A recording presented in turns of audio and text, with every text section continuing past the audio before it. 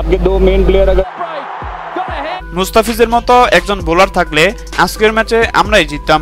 Royal Challengers বেঙ্গালুরুর কাছে লজ্জাজনকভাবে হেরে গিয়ে ম্যাচ শেষে উপস্থাপকের প্রশ্নে মুস্তাফিজকে নিয়ে বাংলায় এগিয়ে বলল দিল্লি ক্যাপিটালসের অধিনায়ক আকসার প্যাটেল, যা মুহূর্তে ভাইরাল। দর্শক, গতকাল আইপিএলের ৬২তম ম্যাচে দিল্লি ক্যাপিটালসের বিপক্ষে শুরুতে টস হেরে ব্যাটিং করতে নামে রয়্যাল চ্যালেঞ্জার্স বেঙ্গালুরু। আর এদিন শুরুতে ব্যাটিং করতে নেমে নির্ধারিত ২০ ওভার শেষ করে ১৮৭ রান সংগ্রহ করে বেঙ্গালুরু। দলের হয়ে সর্বোচ্চ ৩২ বলে ৫২ রান করেন রাজত পাটিদার। এছাড়া দ্বিতীয় সর্বোচ্চ ২৯ বলে ৪১ রান করেন উইল জ্যাকস।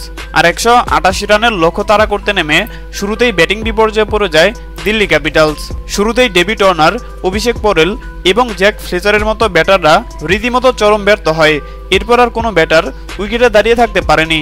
বেঙ্গালুরু বোলারদের অগ্নিছড়া দুর্দান্ত বোলিংয়ে একের পর এক উইকেট হারিয়ে ড্রেসিং রুমে যাওয়া আসার মিছিল করে।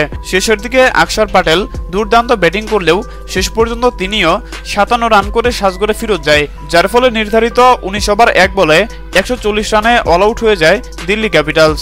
অপরদিকে দিল্লি ক্যাপিটালসকে ৪৭ রানে হারিয়ে টানা ৫ জয় নিয়ে প্লে অফের আশা এখনো বাঁচিয়ে রাখল বেঙ্গালুরু। আর দিল্লি ক্যাপিটালসের কাছে এইভাবে হেরে গিয়ে ম্যাচ শেষে উপস্থাপকের প্রশ্নে আকসার প্যাটেল বলেন, আজকে আমাদের বোলার এবং ব্যাটাররা ভালো পারফর্ম করতে পারেনি, যার কারণে আমাদেরকে এইভাবে হারতে হয়েছে। তবে মুস্তাফিজের মতো একজন বোলার যদি আমাদের দলে থাকতো তাহলে আজকের ম্যাচে আমরাই জয় পেতাম, কেননা মুস্তাফিজ এবারের আইপিএলে বল হাতে দুর্দান্ত পারফর্ম করেছে। আর তার মতো খেলোয়াড় দলে থাকলে দলের জয়টা অনেক সহজ হয়ে যায়। আমরা চেষ্টা করব আগামী মৌসুমে মুস্তাফিজকে আমাদের দলে ফেরাতে। হ্যাঁ দর্শক, আপনাদেরকে বলছি, আগামী আইপিএলে মুস্তাফিজকে আবারও দিল্লি ক্যাপিটালসের হয়ে দেখতে চান কিনা জানিয়ে দিন আপনাদের গুরুত্বপূর্ণ মতামত আমাদের কমেন্ট বক্সে। ধন্যবাদ।